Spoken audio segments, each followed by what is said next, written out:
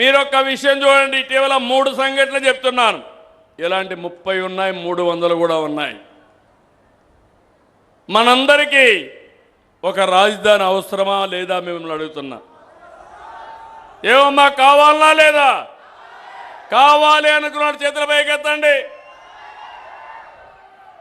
అందరికీ రాజధాని కావాలి, గొడ్డలి పార్టీకి మాత్రం రాజధాని అవసరం లేదు.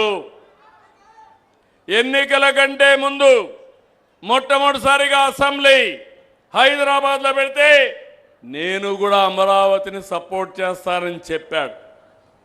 చెప్పిన తర్వాత 29,000 మంది రైతులు 33,000 ఎకరాలు భూమి స్వచ్ఛందంగా రాజధానికి ఇచ్చారు. ల్యాండ్ పూలింగ్లో రాజధాని ప్రారంభిస్తే జరగనీయకుండా అడ్డంబిడి కుట్రలు చేసి అక్కడ చెరుకు తోటలుంటే అవన్నిటికీ అగ్గిపెట్టి మళ్ళా ప్రభుత్వమే చేసిందని కుట్రలు చేసే పరిస్థితికి వచ్చారు.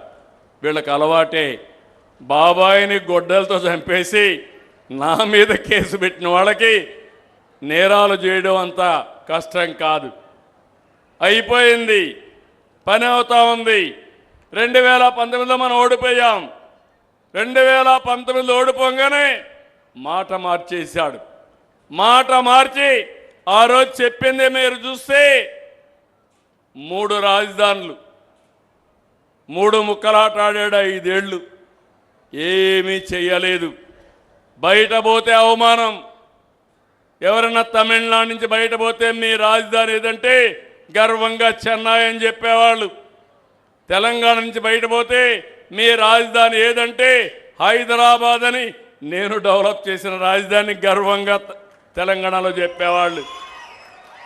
బెంగళూరుకు పోతే కన్నడకు పోతే కర్ణాటకలో బెంగళూరుని గర్వంగా చెప్పేవాళ్ళు. మన పిల్లలకు కూడా అర్థమయ్యేది కాదు ఏ రాజధాని అని చెప్పాలి.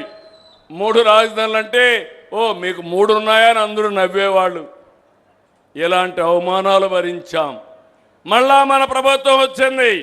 అందుకే అలాంటి పార్టీ ఉండకూడదని 154 సీట్లతో గెలిచిన పార్టీని 11కే పరిమితం చేశారు మీరందరూ కలిసి.